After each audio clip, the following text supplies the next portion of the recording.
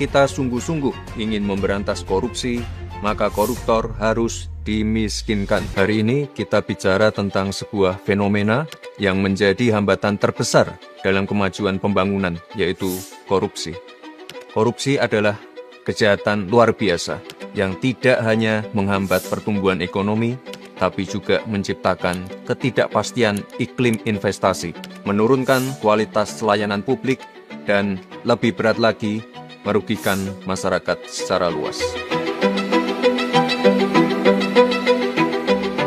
Kita semua harus menyadari bahwa anggaran negara, anggaran daerah yang berasal dari pajak yang dibayar oleh masyarakat Indonesia harus dipergunakan setiap rupiahnya untuk kepentingan dan kesejahteraan masyarakat. Berdasarkan data dari ICW selama periode 2013 sampai 2022, potensi kerugian negara akibat korupsi mencapai 238 triliun rupiah.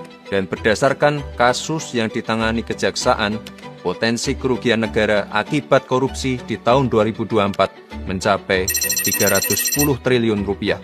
Namun, sayangnya hanya 1,6 triliun rupiah yang mampu dikembalikan ke kas negara. Artinya, pengembalian aset negara yang dikorupsi sangat sulit untuk dilakukan. Dan lebih dari 90% menguap begitu saja.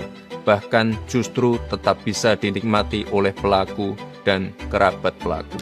Memang penyimpangan ini tidak hanya terjadi di 1, 2, atau segelintir negara saja, tapi hampir semua negara mengalaminya. Namun, respon dari masing-masing negaralah yang menjadi penentu keberhasilan pemberantasan korupsi. Apalagi di era seperti sekarang ini, di mana kejahatan semakin terorganisir, bersifat lintas batas, dan melibatkan teknologi terkini. Sehingga aset-aset hasil korupsi bisa digelapkan, bisa dilakukan pencucian yang mengakibatkan aset-aset tersebut sulit terlacak dan terdeteksi. Oleh sebab itu, Indonesia sangat perlu memperkuat sistem hukumnya agar mampu mengembalikan aset negara, membuat jera para pelaku, serta melindungi masyarakat dari potensi kerugian akibat korupsi. Teman-teman, komitmen dari Bapak Presiden sebagai pucuk pimpinan negara sudah sangat jelas, yaitu mendorong penuh pemberantasan korupsi dan pengesahan RUU perampasan aset. Kerugian negara yang dia timbulkan, ya harus dikembalikan. Makanya aset-aset pantas kalau negara itu menyita. Ini bukan sekedar pernyataan biasa, tapi kesungguhan Bapak Presiden untuk memerangi korupsi dengan instrumen hukum baru